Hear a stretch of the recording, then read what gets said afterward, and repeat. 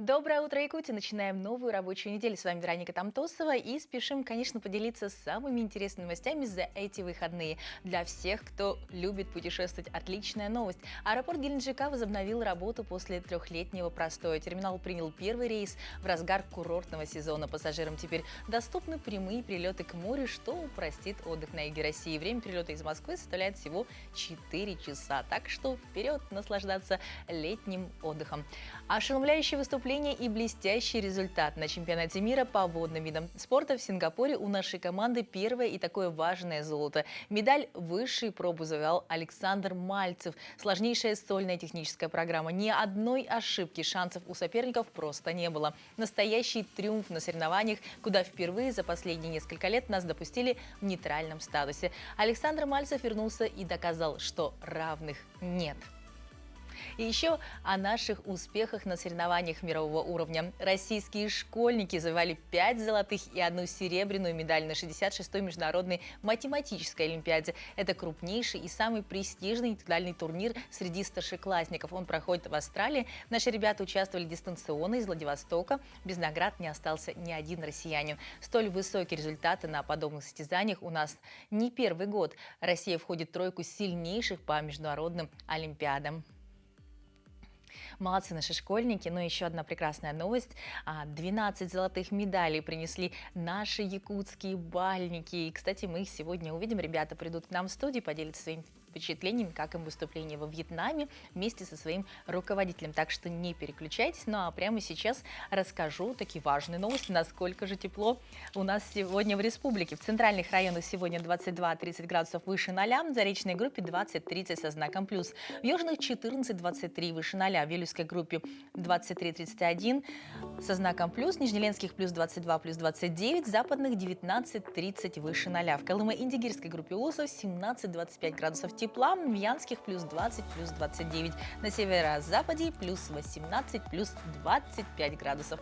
В столице сегодня в 6 часов утра температура 18 градусов тепла, атмосферное давление 741 миллиметр ртутного столба, ветер северный от 1 до 3 метров в секунду. Сегодня днем солнечно, без осадков, ветер северо-западный от 1 до 4 метров в секунду. Температура плюс 30, плюс 23 градуса. Поэтому будьте внимательны, не забывайте панамки, можно солнечные зонтики, чтобы было тепло, комфортно, но и берегите свое здоровье. Ну а прямо сейчас узнаем, что же подготовила для нас группа новостей.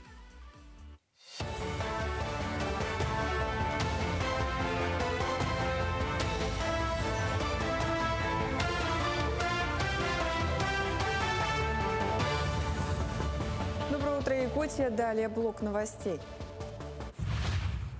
Несмотря на спад уровня воды, в Аймяконском районе Якутии остаются подтопленными 47 домов и 70 придомовых территорий. Специальная комиссия продолжает обследовать пострадавшее жилье. Накануне специалисты завершили работу в Устнере и начнут осмотр домов в Аймяконском наследии. В поселке Куберганя Абыйского района спасатели оказывают помощь маломобильным и социально незащищенным гражданам. Власти республики решают вопрос доставки строительных материалов в пострадавшие районы.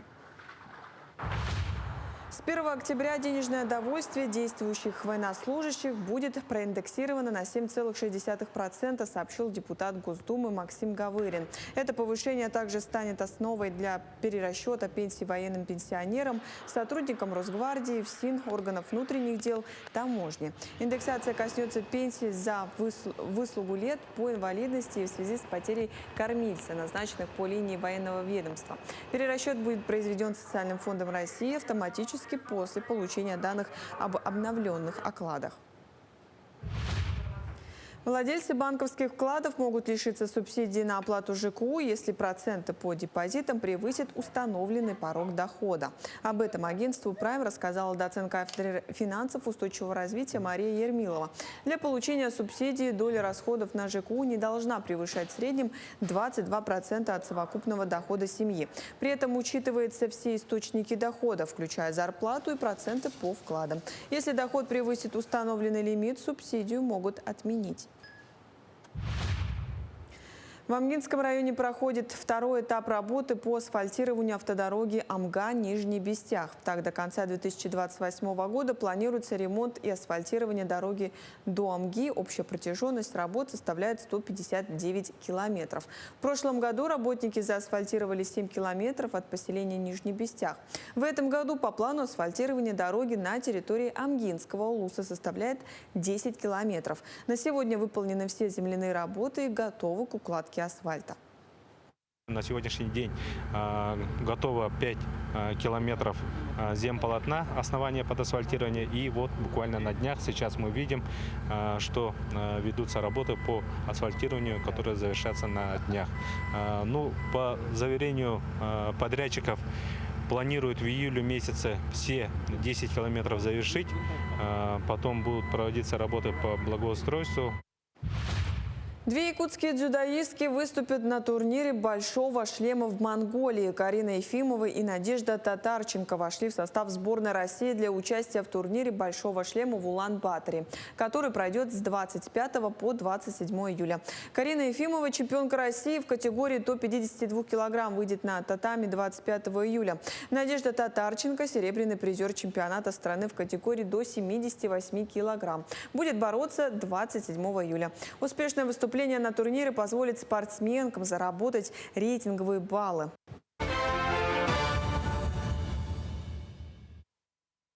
Ну, мы продолжаем не менее важную тему. Сегодня мы затронем весьма актуальную, даже сказали бы, тему, как получить справку о признании семьи малоимущей. Эта справка играет ключевую роль в обеспечении социальной поддержки населения и тех, кто оказался в трудной жизненной ситуации. Как оформить статус малоимущей семьи, нам сегодня расскажет аналитик отдела координации электронных услуг Центра «Мои документы» Марина Степанова.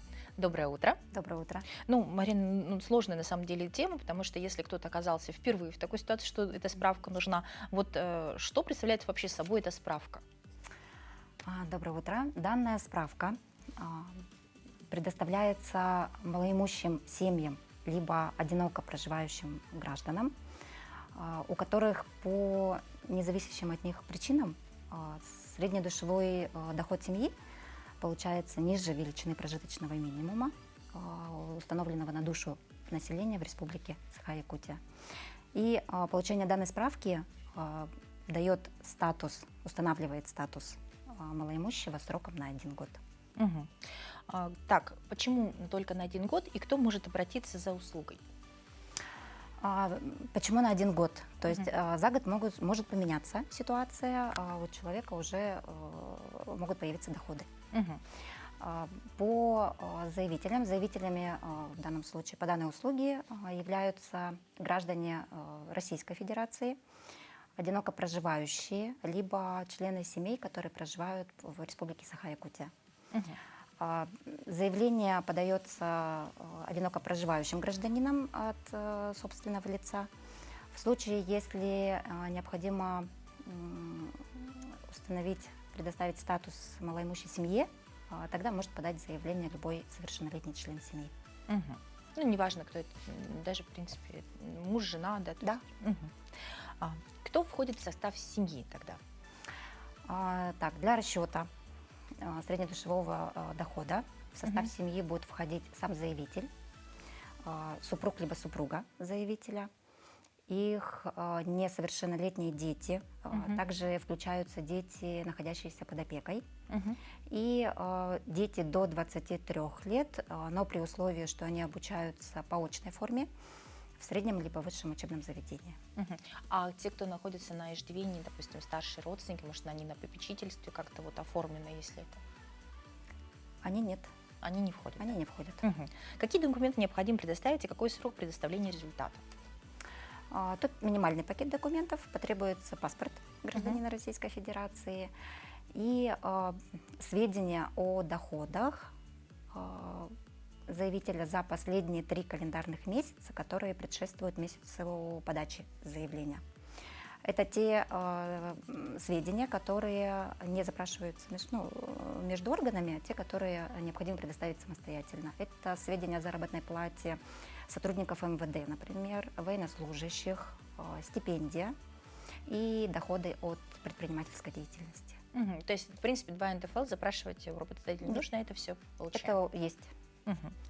Как может потребоваться данная справка и какие есть нюансы при оформлении? То есть вот справка может понадобиться, например, на учебу, да, кому-то, если льготы предоставить, может быть, коммунальные услуги, да, какие еще есть направления, где она необходима?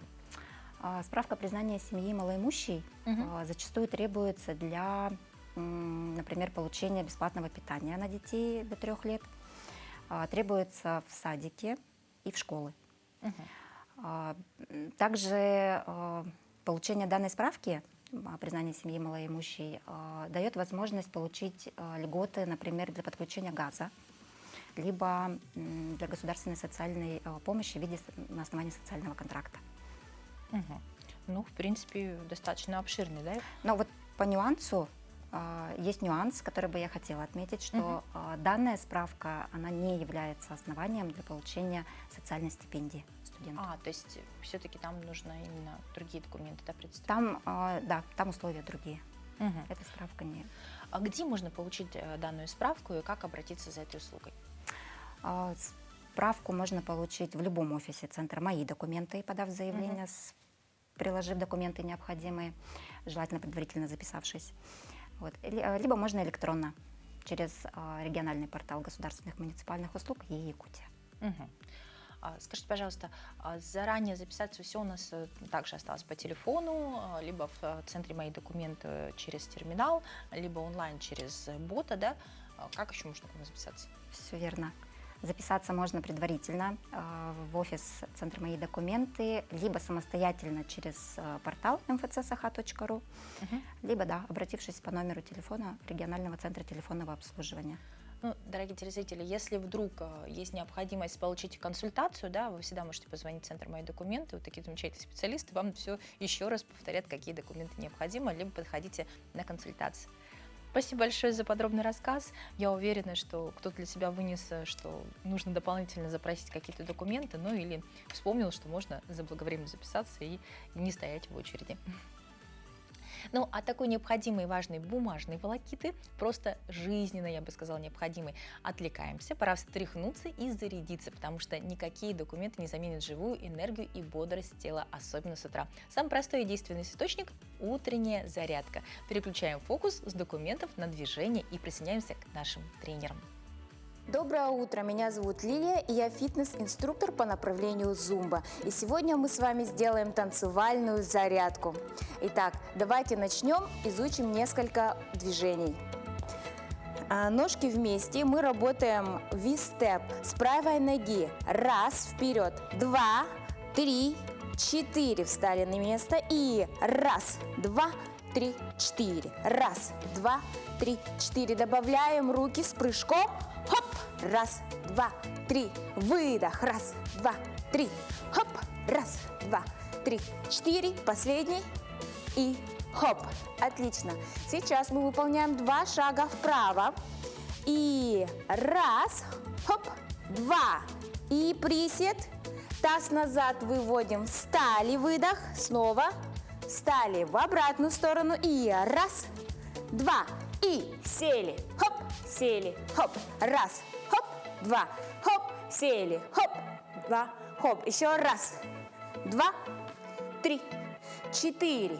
Раз, 2, 3, 4. Отлично. Теперь кидаем ручки в стороны. И раз, 2, 3, 4. Работаем бедрами по кругу. И 5, 6, 7, 8. Чуть быстрее. И раз, 2, 3, 4, 5, 6, 7, 8. Раз, 2, 3, 4, 5, 6, 7, 8. Раз, 2, 3, 4, 5, 6, 7, 8. Отлично. Теперь попробуем под музыку. Работают плечи назад. Раз, 2, 3, 4. Раз, 2, 3, 4. Раз, 2, 3, 4. Ви-степ. Приготовились. И хоп. Раз, 2, 3. Хоп. Вместе. Хоп. Выдох. Хоп. Раз, 2, 3. Раз, 2, 3. Раз, 2, 3. Раз. Вправо и раз, 2. Сели, сели еще. Раз, 2. Сели, сели еще. Раз, 2. два, таз назад, назад, еще раз, два. И раз, два, три, четыре, бедра. Еще раз, два, три, четыре, пять, шесть, семь, восемь. Раз, два, три, четыре, пять, шесть, семь, восемь. Раз, два, три, четыре. Треугольник. Ви-степ. Хоп, раз, два, три. Раз, два, три. Хоп, раз, два, три. Выдох. Еще выдох. Хоп. Хоп. Просыпайтесь вместе с зумбой, это весело и полезно. Да, однозначно, это очень энергично, весело и непременно полезно. Ну, вы уже взбодрились и зарядились утренней энергией? Тогда самое время строить планы на день и делать выбор. Ведь сегодня удивительный праздник, день или. Этот день призван напомнить людям о важности умения делать правильный выбор или принимать нужные решения. Для этого советуют собрать необходимую информацию, взвесить все за и против с учетом возможных последствий и, положившись на судьбу, сделать шаг в будущее. Готовы? Ну, если еще не готовы, тогда давайте просто узнаем, чем еще интересен сегодняшний день, ну и заодно построим планы на него.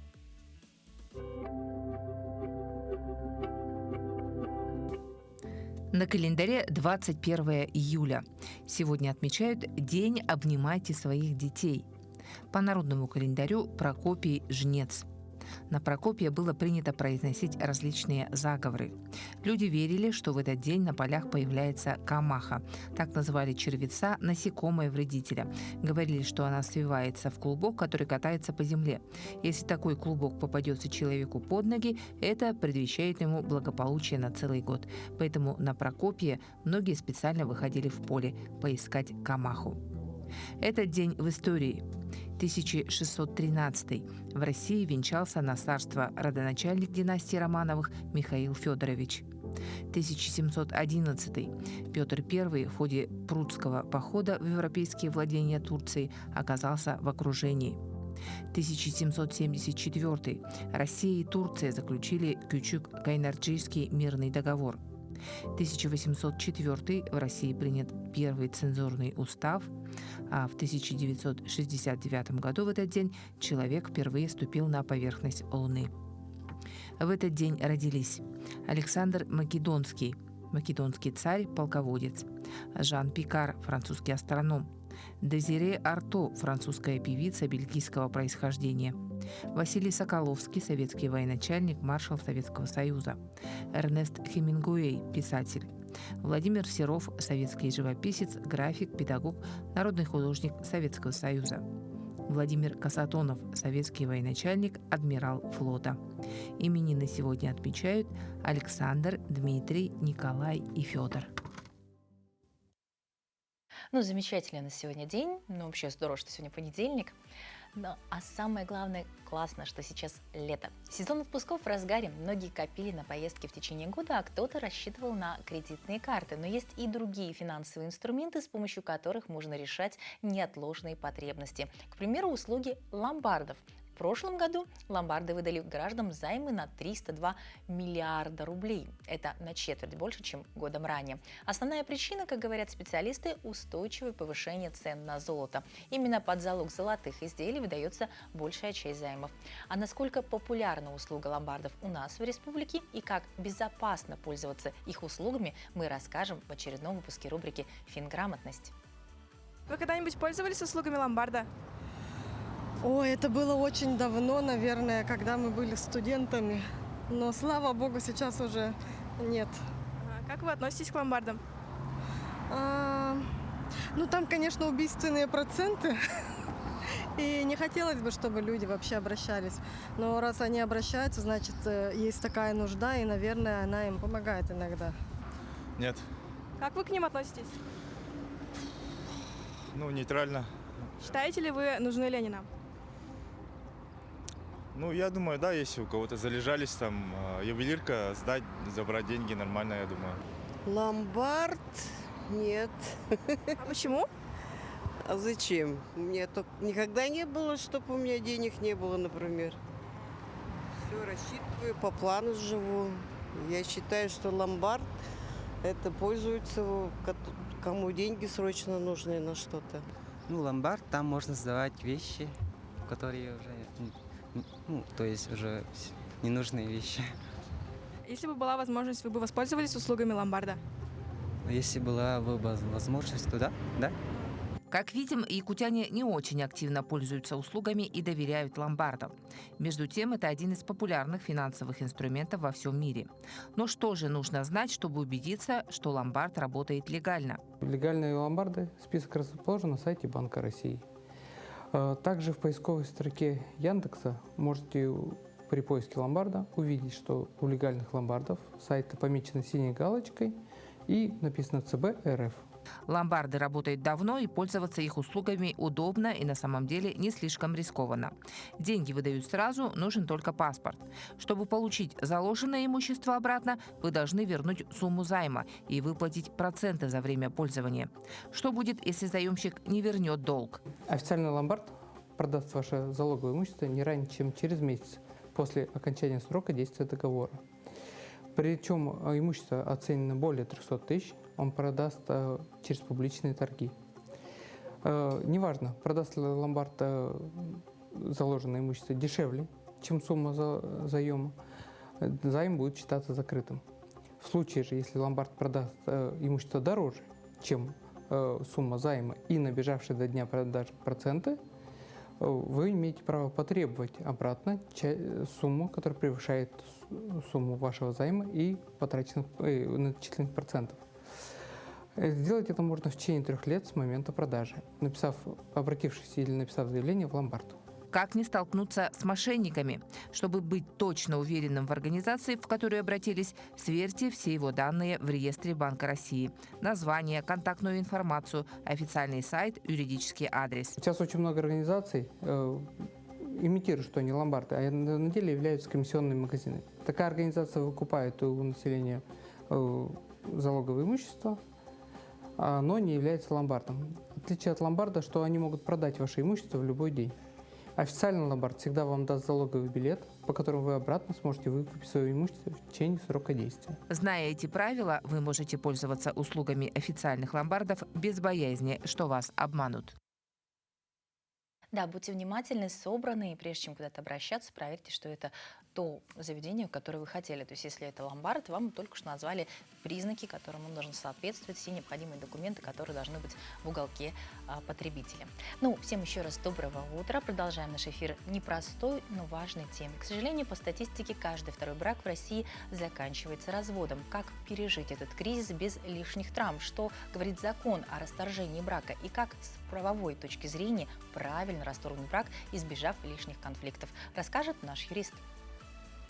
Доброе утро, Якутия! Расторжение брака – одна из неприятных ситуаций в жизни. Но если сохранение семьи стало невозможным, предлагаю вам сделать это правильно. Как следует из семейного законодательства, расторгнуть брак можно либо по обоюдному согласию, либо через суд. В первом случае, если стороны обоюдно приняли решение развестись, и при этом у них не имеется общих несовершеннолетних детей, а также отсутствует спор о разделе имущества, все проще. Достаточно обратиться в органы ЗАГС с совместным заявлением. И через 1 месяц стороны уже смогут получить свидетельство о расторжении брака. Кроме того, подать заявление стороны могут и совместно через портал госуслуг. Другое дело, когда одна сторона уклоняется от подачи заявления в ЗАГС, либо у сторон имеются дети, имеет место спор об их проживании с отцом или матерью, либо имеется спор о разделе имущества. Тогда единственным выходом остается подача искового заявления в суд. Здесь в первую очередь необходимо отметить уплату госпошлины. С сентября 2024 года ее размер составляет 5000 рублей. При составлении искового заявления необходимо указать все данные на истца и ответчика, в том числе паспортные, данные о детях, а также отметить, имеется ли спор о проживании детей и разделе имущества. Кроме того, 1 экземпляр иска необходимо отправить супругу или супруге по месту жительства и приложить почтовую квитанцию об отправке к исковому заявлению. Суд в течение 5 дней при отсутствии недостатков принимает исковое заявление и назначает подготовку к судебному разбирательству. Здесь нужно сказать еще о том, что даже при согласии второго супруга в суде на расторжение брака, суд не имеет права вынести решение ранее, чем через 1 месяц. Кроме того, второй супруг не лишен права попросить суд время на примирение, которое может длиться до 3 месяцев. Однако, если истец настаивает на расторжении, стороны все равно разведут. Единственным исключением, когда суд откажет в иске о расторжении брака, это если истец мужчина, а ответчик беременная женщина, либо у сторон имеется ребенок в возрасте до 1 года. После получения судебного решения необходимо дождаться истечения срока обжалования, который составляет 1 месяц. После этого уже можно с готовым решением обратиться в органы ЗАГС за выдачей свидетельства о расторжении брака. И напоследок хочу отметить, что расторжение брака зачастую непростой процесс, поэтому при принятии такого важного решения проконсультируйтесь с юристом или адвокатом по бракоразводным делам. На этом все. До новых встреч. И если не знаете, как поступить, поступайте всегда по закону. Как всегда, отличный совет от нашего юриста, ну а следующий наш сюжет не сможет оставить никого равнодушным. Это невероятно трогательная история о том, как кошка Муся и кот Беляш сначала остались брошенными на выживание в зоне боевых действий Донецкой области, но позже пушистые беженцы обрели любящего хозяина и мирный дом над головой. Как складываются судьбы питомцев, оставленных в зоне боевых действий, узнаем в материале «Утро Якутии». Это Муся. А это Беляш. Вот Беляш сейчас. Беляш, выходи. Хорошо все. Давай. Еще весной Муся и Беляш жили в Донецкой области, в блиндаже. Но 28 июня хвостатые беженцы наконец обрели мирный дом на Камчатке. Пока их хозяин Сергей защищает интересы России на СВО, его пушистые боевые товарищи осваиваются в новом городе. Заглянули и в редакцию 41-го региона. Как оказалось, молодой белый кот с разноцветными глазами буквально упал на Сергея с неба, точнее, с крыши. 1,5 года назад войсковая часть Сергея дислоцировалась в Донецкой области. И во время перекура Сергею в руки с крыши упал Беляш. Просто в руки упал, и все. Вот с этого началось их знакомство. Вот. Сергей забрал Беляша к себе в блиндаж, и они начали жить, дружить. Беляш носил ему мышей. Вот. Да, Сережа их кормил, его кормил. Потом, спустя какое-то время, появилась Муська, сама пришла. Вот. И тоже понравилось ей, видимо. Вот. И все, и так вот начали они жить вместе, втроем. Какое-то время коты жили прямо в зоне боевых действий, но обстоятельства заставили искать пушистикам постоянный дом. Когда войсковая часть передислоцировалась на другое место, Сергею пришлось оставить котов в этом населенном пункте. Спустя месяц у Сергея получилось приехать, проведать животных. Выяснилось, они были очень истощены. Вот. Выяснилось, что их никто не кормил, как бы никто не приютил. Вот. И Сергей сразу понял, что животных нужно забирать, нужно спасать. Позвонил мне, объяснил ситуацию. Говорит, надо перевозить домой. Я говорю, ну, перевозим. Вывести котов с фронта помогли волонтеры. Мурлыки сначала прокатились на котомобиле, потом на самолете прилетели на полуостров. Путь домой занял почти 1,5 месяца. Из Донецкой области их забрали сотрудники приюта. У них там все это дело налажено. Вот. Потом ветеринары, лечение, все прививки, стерилизация, все вот это вот ветпаспорта. То есть все документы готовились на котов, коты лечились.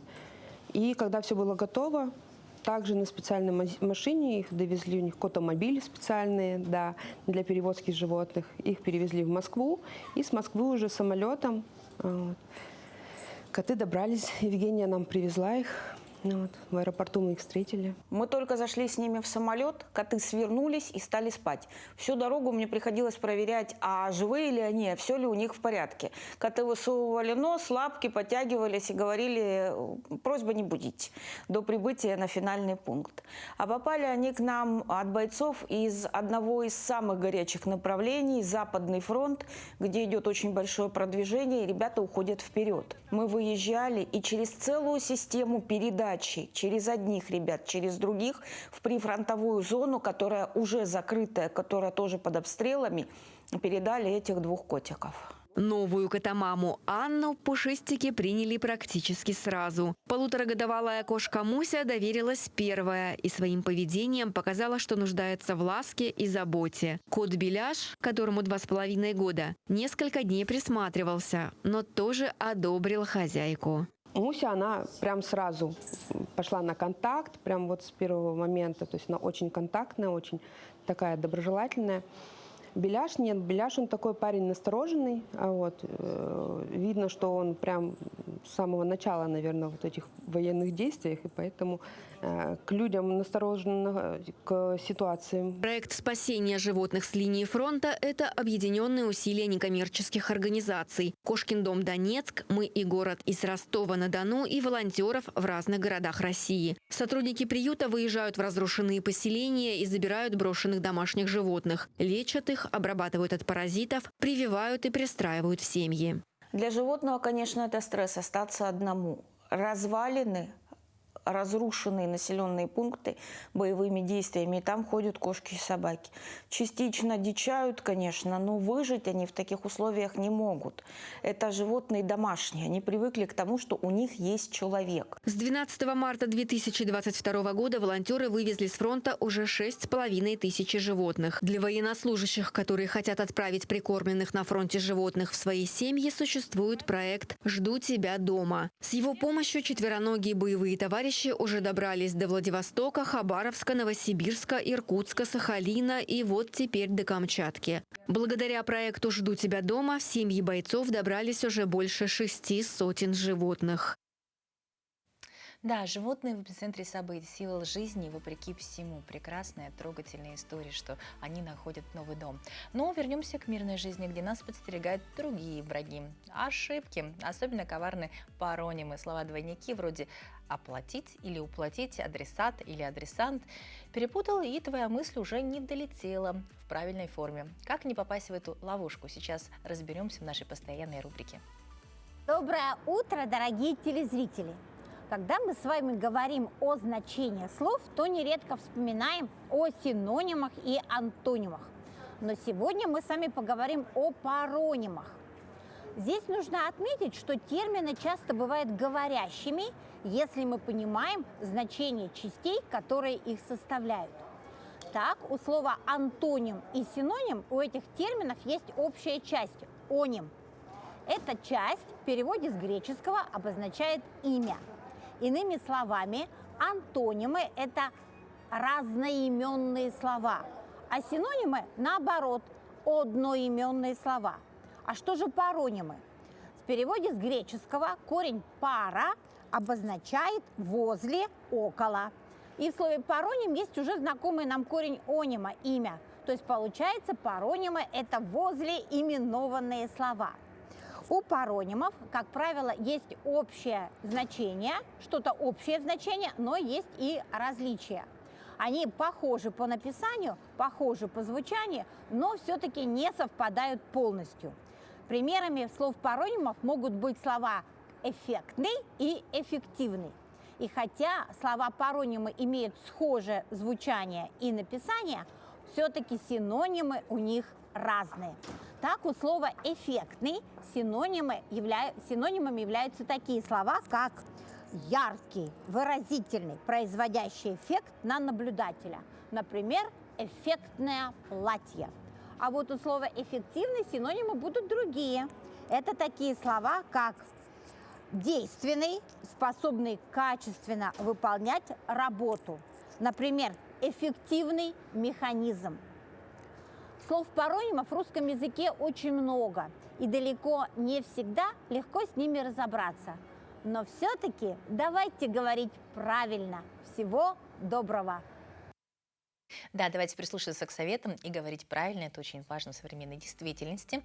Ну а прямо сейчас давайте вспомним о звездах. Ретроградный Меркурий винят в сломанных гаджетах, а совместимость знаков проверяют перед свадьбой. Зачем астрологи следят за Плутоном и почему май 2025 называют месяцем скрытых перемен даже для осторожных раков? В общем, от вавилонских табличек до нейросетей, почему человечество верит в звезды 4000 лет, не знает никто. Но ведь так приятно верить в положительный прогноз на будущее. Поэтому прямо сейчас только для вас узнаем, что же обещают звезды на этой неделе.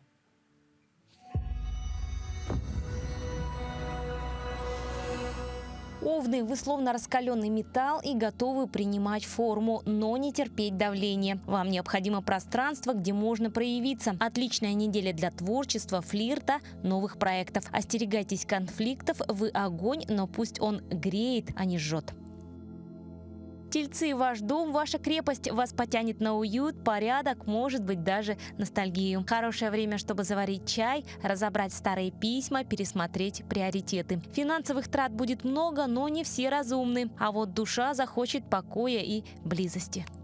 Близнецы, ваш язык как кисть художника. Вы рисуете идеи, образы, связи. Но главное говорить честно, особенно в середине недели, когда может всплыть старый конфликт или недосказанность. Хорошее время для учебы, поездок, подписания документов, обучения, а еще для легких, но ценных встреч.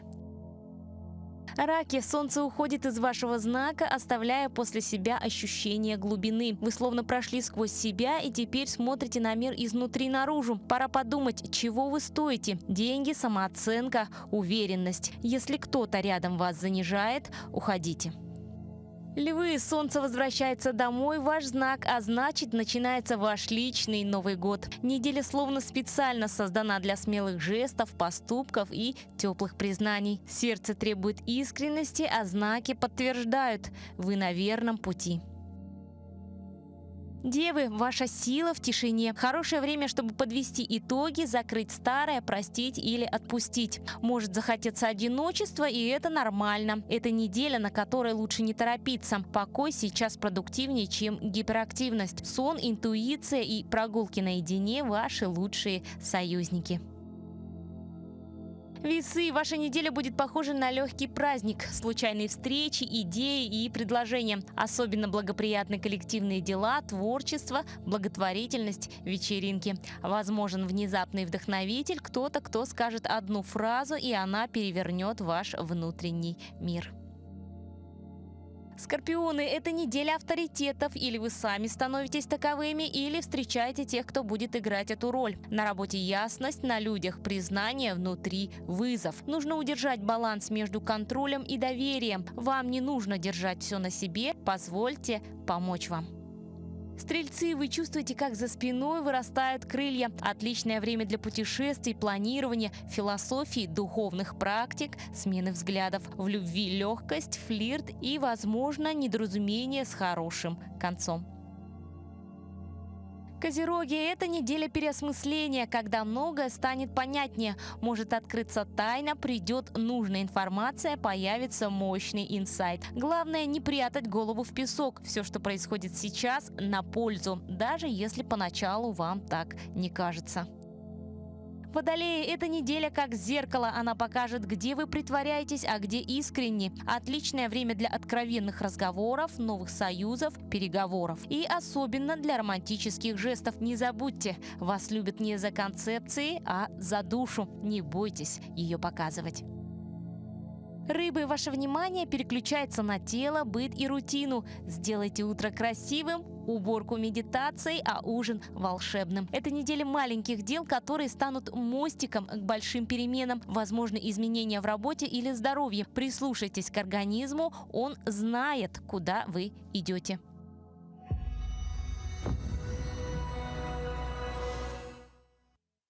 Дорогие друзья, если вы что-то пропустили, напоминаю, что у нас есть телеграм-канал, где вы всегда можете быть с нами 24 часа в сутки, да, даже заговариваюсь о такой радости. Вот там у нас еще много полезной информации, последние новости республики, какие-то позитивные ролики и все, что может понадобиться в течение рабочего дня, чтобы поднять себе настроение, ну и быть в курсе всего самого-самого интересного. Так что подписывайтесь на наш телеграм-канал, будьте с нами. Ну а прямо сейчас переходим к последним новостям.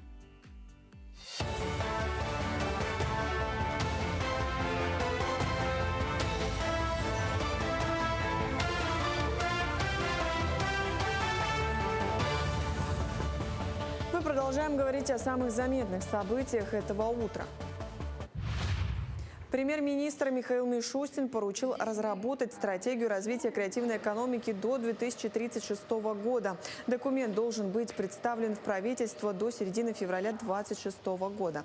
Для координации работы по развитию креативных индустрий при Минэкономразвития будет создан специальный межведомственный орган, в который войдут представители органов власти, общественных организаций и эксперты. Стратегия будет включать в себя план мероприятий, предусматривающий в частности создание национального рейтинга регионов по развитию креативных индустрий. В России ужесточены требования к детским автокреслам. Правительство утвердило изменения в ПДД, согласно с которым теперь разрешено использовать только сертифицированные детские удерживающие системы, соответствующие техническому регламенту Таможенного союза. Запрещены адаптеры, фиксаторы и накладки на ремни безопасности. Ранее формулировки правил были размытыми, что привело к появлению на рынке множества небезопасных устройств. Новые правила призваны повысить безопасность перевозки детей.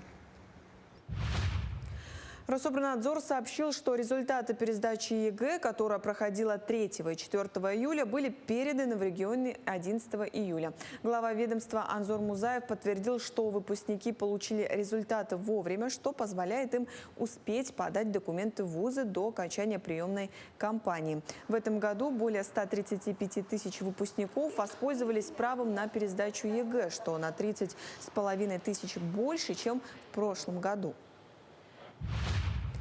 Завершился детский фестиваль «Лето в кадре». Целый месяц воспитанники городских пришкольных лагерей развивали медианавыки. Писали сценарии, занимались монтажом видео, снимали репортажи и фильмы. Своим опытом с детьми поделились режиссеры, журналисты и блогеры. После обучения ребята применили полученные знания на практике. Победителей соревнований наградили в 4 номинациях: анимационный фильм, лучший музыкальный клип, короткометражный фильм и юный корреспондент. Фестиваль хороший. Я не думал, что я выиграю данное мероприятие. Но получилось так.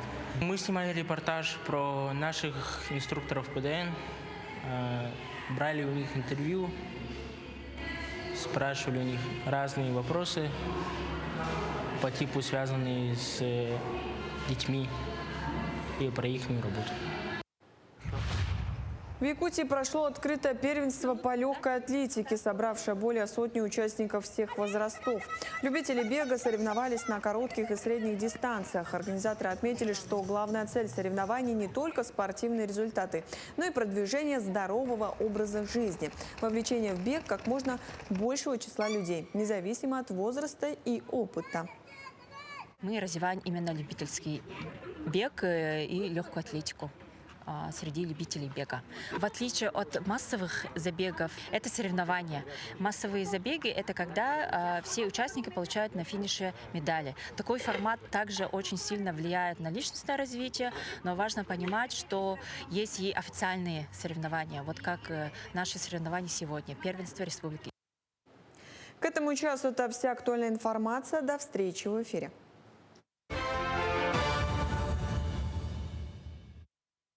Как я и говорила, продолжаем тему новостей, хочется поделиться еще одной потрясающей новостью. Совсем недавно наши юные спортсмены, представляющие спортивную общественную организацию Союз танцевального спорта Республики Саха-Якутия, приняли участие в открытом Кубке Вьетнама по спортивным танцам, проходящего с 9 по 14 июля в Хошимине в рамках чемпионата Юго-Восточной Азии. Пара в составе Сергея Коротких и Леи Николаевой, представляющих танцевальный клуб «Надежда» Союза танцевального спорта Республики, одержала победу, выступив в латиноамериканской и европейских программах. Пара завоевала 6 золотых медалей, то есть 12 на двоих, став абсолютными чемпионами соревнований. Особенно значимым достижением спортсменов делает то, что это первое участие России в истории данного турнира. И сегодня у нас в гостях абсолютные победители. У нас в гостях руководитель танцевально-спортивного клуба «Надежда» Республиканской спортивной общественной организации Союз танцевального спорта Республики Саха-Якутия, тренер Надежда Николаевна Константинова и юные спортсмены Сергей Коротких и Лея Николаева. Доброе утро. Доброе утро. Очень рада вас видеть. Столько медалей, мы даже поднимать их не будем, очень тяжелые. Вот. Поздравляем с таким достижением. Спасибо. Очень здорово, что вы нашли время прийти. Расскажите, как это было? Вы же сопровождали детей? Так, ну действительно, да, с 9 по 13 июля в городе Хошимин прошел такой очень интересный международный турнир Open Cup 2025, так, где принимали участие из 37 стран, с регионов наших. И вот наши детки, Сережа Слей, представляли нашу Россию даже, да, вот нашу республику. И хотим, конечно, поблагодарить наших руководителей, наше руководство за то, что они нам дали возможность, да, и доверили выступить в таком большом масштабном турнире. Вот наш президент Людмила Валерьевна и исполнительный директор Елена Степановна, и вот они все наши руководители, ну и наш социальный партнер Иванов Станислав Семенович тоже очень помог. Они вот переговоры вели, да, вот с этим, с консульством России. Вот как мы приехали, они нас встретили очень хорошо. И с самого начала до конца турнира нас сопровождали, болели за нас и поддержали очень сильно. Здорово, Вот. что такая поддержка Да. была, ну, результатом такой замечательной Да, поддержки стали результаты детей. Итак, вам доброго утра. Ну, такие серьезные. Расскажите, как вы пришли в бальные танцы? Бальные танцы я начала танцевать с 5-6 лет. Да ты что? А я со 7. А ты с 7. Вы сами решили заниматься бальными танцами или родители вам подсказали? Родители. Ты сама? А что увидела, что решила заниматься бальными танцами? Ну, выступление какое-то, фотографию, может быть, кого-то выступление. И тебе понравилось, ты решила заниматься? Здорово. Самое первое выступление или соревнование, что вы вспомнить можете? Выступление? Да, вот самое твое первое выступление. Какие у тебя были впечатления, эмоции? Я не помню. Не помнишь? Хорошо. А у тебя? Помнишь? Нет. Ну, это здорово, значит, все еще самое впереди. А вот сейчас вы ездили на большие-большие соревнования. Было страшно? Да. А тебе да, тебе нет? Ты была уверена, что партнер тебе поможет? Ну, здорово. А что было самым таким сложным или самым интересным на соревнованиях? Интересных?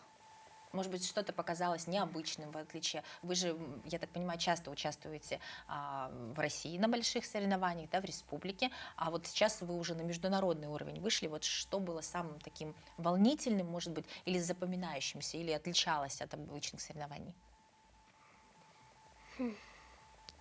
Ну, как вот зал, например, может быть, оформление, а может быть, сам подход к череду. Вообще, что вы танцевали? Расскажите нам. Мы танцевали самбу, ча-ча и джайв. Это первый день у нас на латиноамериканской программе, да. А второй день? Вальс, венский вальс и степ. Что из этого ваше самое любимое? Из стандарта мой медленный вальс и джайв. Из стандарта у меня вальс и квикстеп. Ага. А из латины? Из латины ча-ча и джайв. Ну, в общем, по-моему, вам нравится все. Это здорово. Вот ваши соперники успели с ними познакомиться, посмотреть? Может быть, кто-то запомнился, понравился? Ну, монголы. Монголы. Почему? Не знаю. Ну, они просто подходили каждый раз, да, с ними познакомились, играли там. Насколько вообще была дружественная атмосфера? Вот ребятишки, чтобы подружились, пообщались? Ну, не очень-то, да? Не как-то очень. Вот, потому что, вот, например, китайцы, да, они вообще с нами вообще не разговаривали, вообще стороной, да, ходили. И они второе же место заняли, да? Второе и третье место. Они первый раз вышли на это награждение, а дальше они не выходили. Да вы что? Да. Даже такое, так. Да, вот такое соперничество было. Ну, казалось бы, в таком юном И возрасте. тренер там стоял, ругал их сильно почему-то. В общем, вот такое напряжение было, да. Вы очень волновались за детей? Но дети нет, они настроились очень даже хорошо. И турнир был интересен тем, что они один танец танцевали, и потом уже ждали награждения. Да? И потом уже второй танец, такой третий танец. И каждый раз наше консульство, они подходили, да, нас поздравляли. Вот это было очень здорово. Да. В общем, вы получили очень много внимания. Вам понравилось? Да. Ну, а что, как вы считаете, важнее, вот прям хорошо-хорошо станцевать и для себя сделать выводы, что вот я вот так станцевал, или все-таки победа? Хорошо станцевать. Ну, такая гармоничная пара, которая делится. Да. Какие у вас дальше планы на лето? На лето? Да. Успеть отдохнуть в деревне. Да. То есть вы собираетесь куда-то выехать? Отдыхать. У них только август месяц, да, отдых. А вот сегодняшнего дня, прямо буквально с сегодняшнего дня у нас сборы. Да вы 10 что? дней, да. И То есть мы готовимся, у нас в сентябре будет всероссийский турнир, да, здесь, в городе Якутске. Да, у нас будут всероссийские Вот. соревнования 27, 28, 29. Да, Кстати, дорогие телезрители, вот у вас будет возможность ребята увидеть на всероссийских соревнованиях, потому что они будут проходить в городе Якутске. Обязательно тоже наверняка Союз танцевального спорта об этом сообщит, так что вы сможете увидеть не только, как ребята рассказывают о том, как они выступают, и кадры с их выступлений в Вьетнаме, но вживую зарядиться энергетикой танца. Ну, а вообще, как вот вы видите дальнейшее участие? Понятно, всероссийский, дальше, наверное, у них еще большая турнирная программа. Ну, наверное, да, по плану намечаются, наверное, эти турниры. А так у них, конечно, работы очень много, да. Вот буквально они отдыхают только месяц, почти что месяц, да. И все, они уже с сентября То есть результат вот да. этих достижений, это результат большой работы. Это да. Действительно, это с какого возраста лучше дать ребенку спортивные танцы? Ну, с 4-5 лет, мне кажется. Оптимально, да? Оптимально, да. Ну, мы вас еще раз поздравляем. Спасибо большое, что пришли. Прямо с утра пораньше, несмотря на такой ваш плотный график. Желаем, чтобы любимых танцев стало еще больше. Ждем вас с медалями. Ну, конечно, больше очень сложно, наверное, достичь, но обязательно будем за вас болеть на всероссийских соревнованиях. Спасибо большое. Все, приходите, до новых встреч. Дорогие друзья, желаем вам всем тоже доброго утра, отличного настроения, заряжайтесь энергетикой, вот такие у нас прекрасные в республике спортсмены, поэтому все начинается с шагов, именно с работы над собой, с хорошего утра, ну и как минимум утренней зарядки. До новых встреч!